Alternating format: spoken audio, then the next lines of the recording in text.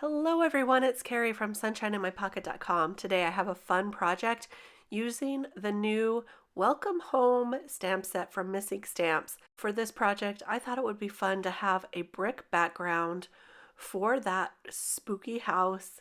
And so I'm making it with this really cool brick embossing folder. This is a 3D folder, so the bricks kind of look all different levels. They look like real bricks. I just love them. I used regular cardstock with this and I ran it through my die cutting machine 3 times to get this look. Now I'm taking some Distress Oxides and I'm just going to run them over the tops of these bricks. I'm trying not to think too much about this. I want this house to look kind of spooky, to have different darks and light areas. So I'm just using a variety of Distress Oxides here for this one, and this is looking pretty good. I'm just going to add a few more touches of color here, and look at that. Now to give it a little more realistic look, I've got some colors of distress paints here. I've got the white, the antique linen, and a little bit of, I believe that's weathered wood, and I'm using those to kind of add some color to what would be the grout lines. So all I'm doing is taking some of the paint, spreading it in the grout lines, and then wiping it off with my finger if I get some on the bricks themselves. This is going to make it pop out just a little more, look a little more like a real brick wall, which is going to turn into our brick house actually. But really cool look and super simple and easy to do.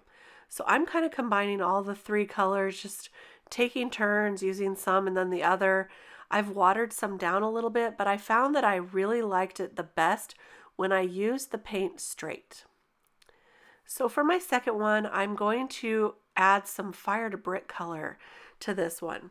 A little bit of gray, now some fired brick. I'll go in with a little bit of the pumice stone and frayed burlap as well to add some browns. I think I might have pulled in some vintage photo as well, but look at this. I've got all these different colors going.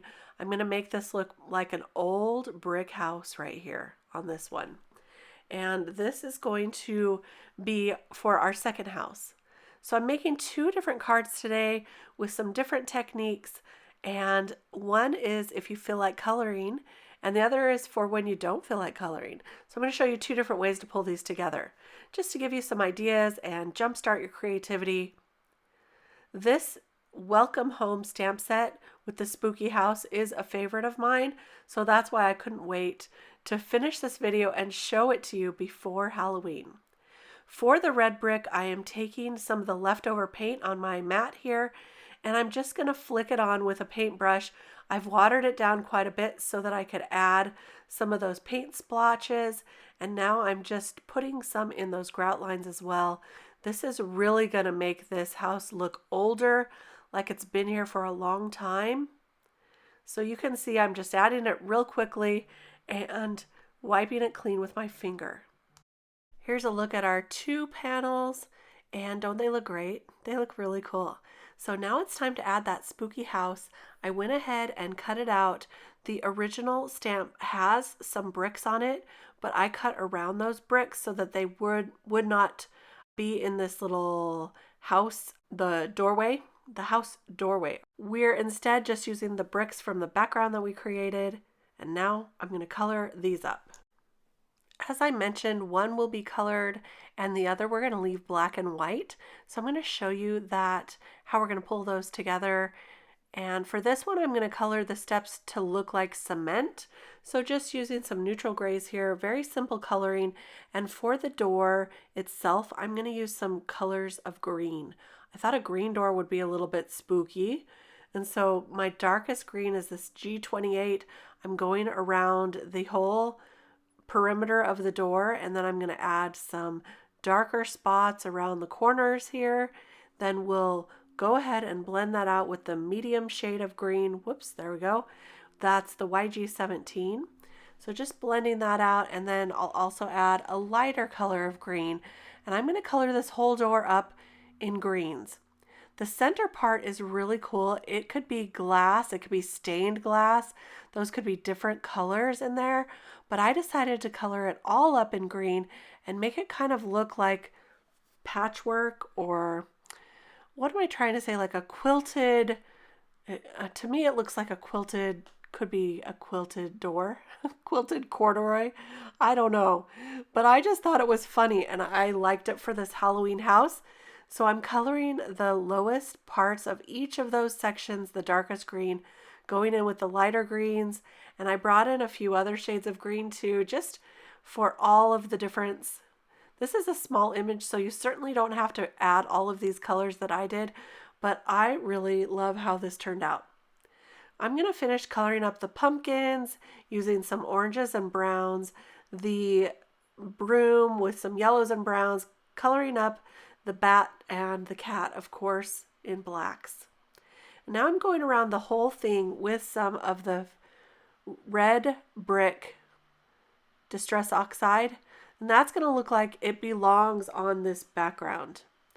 So this is going to look like it's all part of one house.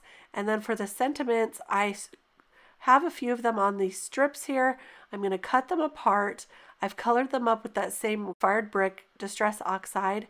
Now I'm going to back them with a little bit of black cardstock and cut those apart. So this is going to say, come in for a spell. Fright this way. I love that.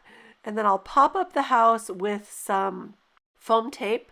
I've already colored the sidewalk kind of a cement gray there, and then we'll put this whole thing on a black mat. So there is our spooky welcome home Halloween house with the brickwork. It's really, really fun. And here is our black and white. This one I just cut out with a square die, and you can add as many embellishments to this as you want. I cut it just a little bit wonky. You can see the bottom is not exactly straight, but it is straight on the top. So I cut this as well as I could. And now to hide the fact that I cut it a little bit crooked, it happens, right? It's homemade. I'm going to cover it up with some of these gemstones and some silver baubles from Trinity stamps. And there you go. That is our black and white card on the gray brick. Here's our colored house on the red brick. And I think it's really fun. A couple different ideas for you. I hope you enjoyed this video today using the Welcome Home stamp set that's brand new from Missing Stamps. If you did, give me a thumbs up. It really does help with YouTube. And I'll be back with more card making inspiration real soon. Bye-bye.